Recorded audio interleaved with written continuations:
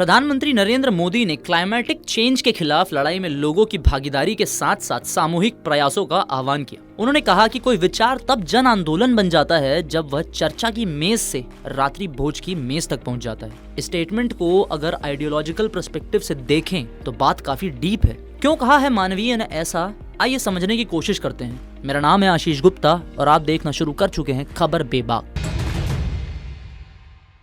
प्रधानमंत्री ने शुक्रवार को विश्व नेताओं से कहा कि जब लोग इस बात को लेकर अवेयर हो जाते हैं कि रोजाना के जीवन में की गई उनकी छोटी छोटी कोशिशें भी बेहद कारगर साबित हो सकती हैं, तो पर्यावरण पर पॉजिटिव इफेक्ट पड़ना निश्चित है। उन्होंने वर्ल्ड बैंक की ओर से making it personal how behavioural change can tackle climate change विषय पर आयोजित सम्मेलन में कहा, दुनिया भर के लोग जलवायु परिवर्तन यानी क्लाइमेट चेंज के बारे में बहुत कुछ सुनते हैं। उनमें से कई लोग बहुत बेचैनी महसूस करते हैं क्योंकि वे नहीं जानते वे इस प्रभाव को कैसे कम कर सकते हैं। उन्हें लगातार एहसास कराया जाता है कि इसमें सिर्फ सरकारों और वैश्विक संस्थानों की ही भूमिका है। अगर उन्हें पता चल जाए कि वे भी योगदान दे सकते हैं तो उनकी बेचैनी कार्यवाही में बदल जाएगी। पिछले साल अक्टूबर में उनके और संयुक्त राष्ट्र महासचिव एंटोनियो गुतेरेस द्वारा शुरू किए गए एक मिशन लाइफ का हवाला देते हुए प्रधानमंत्री ने कहा, कार्यक्रम का मकसद जलवायु परिवर्तन के खिलाफ लड़ाई का प्रजातंत्रीकरण यानी कि डेमोक्रेटाइजेशन करना है। अंतर्राष्ट्रीय मुद्रा कोष यानी कि IMF और वर्ल्ड बैंक की वार्षिक वसंत बैठकों के अलग अलग आयोजित इस सम्मेलन में मोदी ने कहा कि जलवायु परिवर्तन का मुकाबला सिर्फ सम्मेलन कक्ष की मेज पर बैठकर नहीं किया जा सकता, बल्कि इसकी लड़ाई हर घर से लड़ी जानी चाहिए। उन्होंने एक बड़ी ही विचारात्मक बात कही है, जब कोई विचार चर्चा की मेज से रात्रि भोज की मेज तक पहुंच जाता है तो यह एक जन आंदोलन बन जाता है और फिर हर परिवार का एक एक व्यक्ति इसका हिस्सा बन जाता है। उनके द्वारा उठाए गए छोटे छोटे कदम पृथ्वी की मदद करने के साथ साथ ही इस जन आंदोलन को गति प्रदान कर सकते हैं। मोदी ने कहा कि भारत में लोगों ने इस मामले में बहुत कुछ किया है।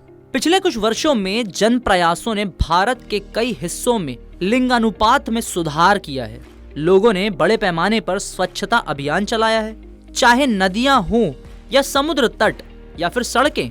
भारत के लोग यह सुनिश्चित कर रहे हैं कि सार्वजनिक संस्थानों पर गंदगी ना हो। मोदी ने कहा कि लोगों ने ही LED बल्ब अपनाने वाले अभियान को सफल बनाया और भारत में करीब 37 करोड़ LED बल्ब बेचे जा चुके हैं। साथ ही प्रधानमंत्री ने यह भी कहा कि हर साल लगभग 3.9 करोड़ टन कार्बन जनरेशन को घटाने में मदद कर रहा है। उन्होंने कहा कि भारत के किसानों ने सुनिश्चित किया है कि करीब 7 लाख हेक्टेयर कृषि भूमि सूक्ष्म सिंचाई प्रणाली के दायरे में आए। मोदी ने रेखांकित किया है कि प्रति बूंद अधिक फसल के मंत्र को साकार करते हुए इससे भारी मात्रा में पानी की बचत हुई है।